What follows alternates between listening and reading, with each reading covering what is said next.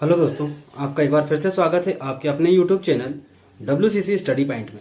आज हमारा LCM और SCF का पार्ट 4 है, जिसमें हम देखेंगे युग्म निकालना। अभी NTPC प्री में 4 फरवरी को पूछा गया था क्वेश्चन, या 4 मार्च को, कि युग्मों की संख्या कितनी है। तो उसी पर आधारित अपन क्वेश्चन देखते हैं। उससे पहले मैं आपको कुछ समझाना चाहता हूँ। देखिए हमारे पास दो संख्याएं हैं, 5 और 15, या हम ले लेते हैं 3 और 15। 3 और 15, 3 और 15, इसका जो LCM होगा वो क्या होगा। तो हमने देखा कि 3 और 15 का जो LCM होगा कितना होगा, 15 होगा। तो LCM जो होता है वो होता है सह अभाज्य संख्याओं का गुणनफल। सह अभाज्य संख्याओं का गुणनफल क्या कहलाता है, LCM कहलाता है। ठीक है, तो सहअभाज्य संख्या जो भी निकलेगी उसका गुणनफल तो देखते हैं हम। यहाँ पे LCM निकालेंगे तो देखिए, यहाँ तो 3 से 3 में टूटेगा, लेकिन ये किस में टूटेगा, 3 × 5 में। तो हमने देखे यहाँ पे 3 है और यहाँ पे 5 है, तो 3 और 5 जो है वो क्या संख्या है, सहअभाज्य संख्याएं हैं। सहअभाज्य संख्याएं, जो 3 और 5 है वो कैसी संख्याएं हैं, सहअभाज्य संख्याएं। अच्छा, अब बात करते हैं HCF की। ये तो हमारा LCM था। HCF की, तो HCF क्या होगा, 3 और 15 का जो HCF होगा वो कितना होगा, 3 होगा। समझ में आ रही बात। यदि हमारे पास दो संख्याएं हैं, हमने बात कर ली कि हमारे पास पहली संख्या 1 है और दूसरी संख्या 5 है, तो इसका पहली संख्या 1 है और दूसरी संख्या 5 है, और LCM दिया है आपको, और दोनों का जो HCF दिया हुआ है वो दिया हुआ है आपके पास 3।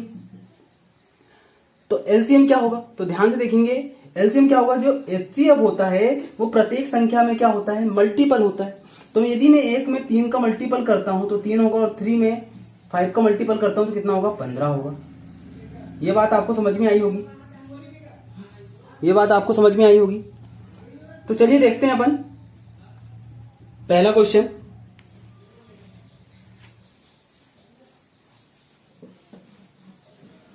बहुत इंपॉर्टेंट टॉपिक है, ध्यान से पढ़ेंगे, ध्यान से देखेंगे। देखिए पहला क्वेश्चन आपको दिया हुआ है कि ऐसे कितने युग्म संभव है जिनका गुणनफल, ऐसे कितने युग्म संभव है जिनका गुणनफल दिया है 2352 तथा महत्तम समापवर्तक 14 है। आपको दिया हुआ है पहला क्वेश्चन में कि ऐसे कितने युग्म संभव है, आपको युग्म निकालना है जिनका गुणनफल दिया है आपको 2352, और HCF जो दिया हुआ है वो दिया हुआ है 14 दिया हुआ है। तो हमारे पास दो संख्या होगी, हम उसका गुणनफल करेंगे तो कितना आएगा, 2352 आएगा। लेकिन HCF दिया, तो मैंने क्या बताया, HCF प्रत्येक संख्या का क्या होता है, मल्टीपल होता है। तो कितना होगा ये, 14x × 14y बराबर होगा 2352। तो हमने क्या किया है, हमने यहां से निकाल लिए 14 को, तो क्या हो गया, xy = हो गया 2352 डिवाइड बाय कितना हो गया, 14 × 14। जब इसको हमने कैंसिल आउट करे तो हमारे पास निकल के आएगा 14 8 112, ये हो गया 14 दूनी 28। तो कितना निकल के आया, 12। तो हमने देखी कि जो x और y जो है इनका जो मल्टीपल करने पर कितना आ रहा है, 12। तो हम ऐसी सहअभाज्य संख्याओं का युग्म देखेंगे। तो देखिए सबसे पहले तो क्या होता है, सबसे पहले यदि हम 12 लाना है तो हमको 1 × 12 करोगे तो भी आएगा आपके पास 12। 2 × 6 करोगे तो भी 12 आएगा। 3 × 4 करोगे तो भी 12 आएगा। तो यहाँ पे आपके पास 3 युग्म बन रहे हैं, लेकिन आंसर के हिसाब से आपके पास सिर्फ युग्म बनेंगे 2। कितने युग्म बनेंगे, 2 युग्म बनेंगे। कौन कौन सा, एक बनेगा 1 × 12 और सेकंड बनेगा 3 × 4। 2 और 6 नहीं बनेगा। क्यों नहीं बनेगा, क्योंकि 2 और 6 जो है ये सहअभाज्य संख्याएं नहीं है। यहां पे ध्यान से देखेंगे, 2 जो है वो 6 को काटेगा, लेकिन यहां पे देखेंगे क्या 3 4 को काटेगा क्या, नहीं। लेकिन यहां पे देखेंगे कि 1 तो सभी को काटता है, लेकिन एक कैसी संख्या है, सहअभाज्य संख्या में आता है। तो इस पहले क्वेश्चन का आंसर क्या होगा, इसके कितने युग्म बनेंगे, 2 युग्म बनेंगे। चलिए देखते हैं सेकंड क्वेश्चन।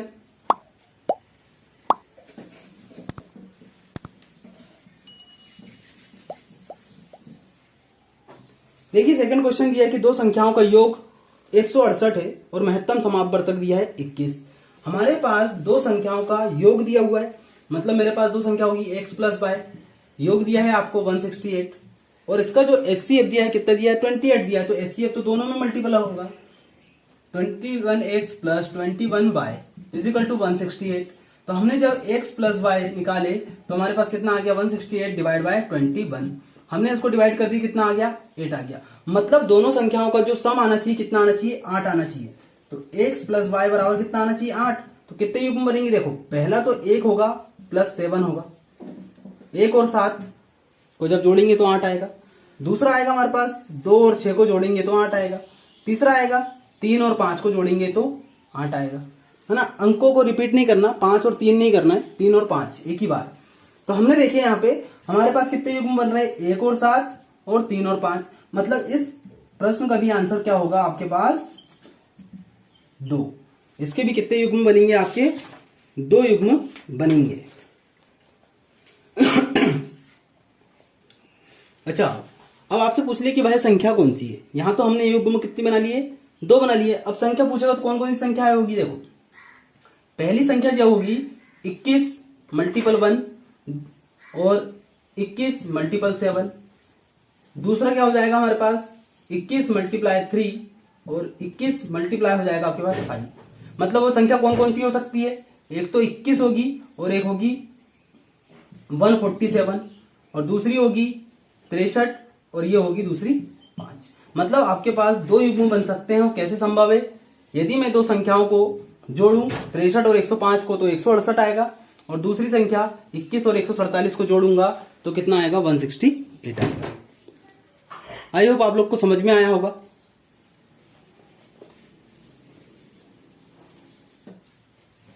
देखते हैं नेक्स्ट क्वेश्चन।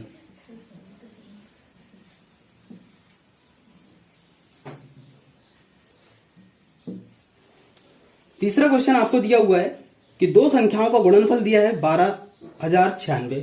तो दो संख्या है हमारे पास है x और y, इनका जो मल्टीप्लाई दिया हुआ है 12,096 दिया हुआ है और इनका जो HCF दिया हुआ है वो कितना दिया हुआ है 24। तो 24x 24y बराबर कितना दिया है आपको 12,096।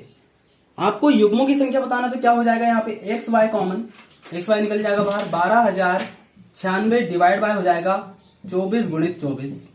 काट दीजिए इसको, तो काटने पर आपके पास जो निकल के आ जाएगा, काट दीजिए 12 दूनी 24, ये गया 1008 बार, फिर 12 दूनी 24, 12 अट्ठी 96, 12 चौक 48, 4 से काट दीजिए कितना आ गया 21। मतलब दो संख्याओं का जो गुणनफल होगा वो कितना होगा 21 होगा। तो 21 किस किस में आएगा देख लेते हैं हम।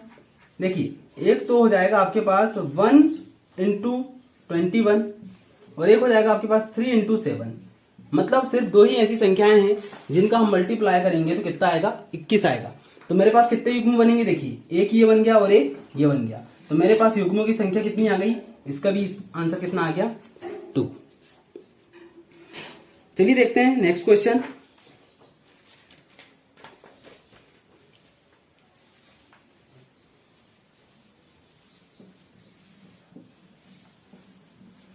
क्वेश्चन आसान है लेकिन गलती कहां करते हैं, हम सभी युग्मों को शामिल कर लेते हैं जो हमारा आंसर गलत हो जाता है।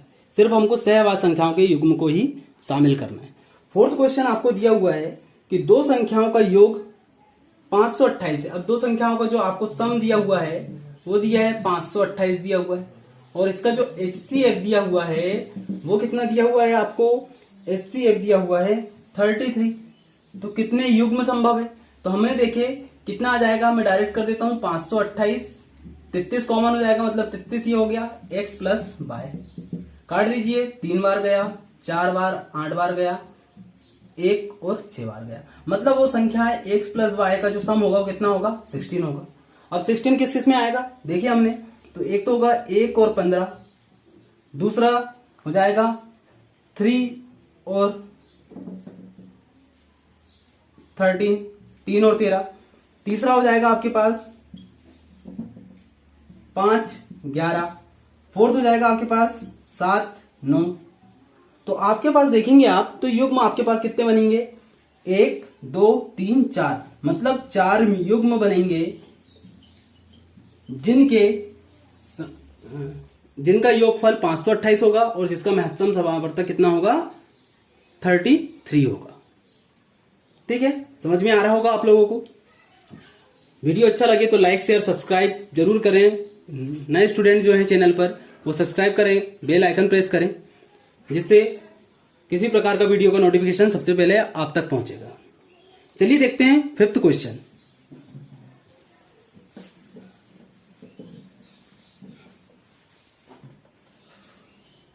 फिफ्थ क्वेश्चन आपको दिया हुआ है कि ऐसी संख्याओं के कितने जोड़े संभव है जिनका HCF दिया हुआ है आपको 16 और LCM जो दिया है आपको वो दिया है 136।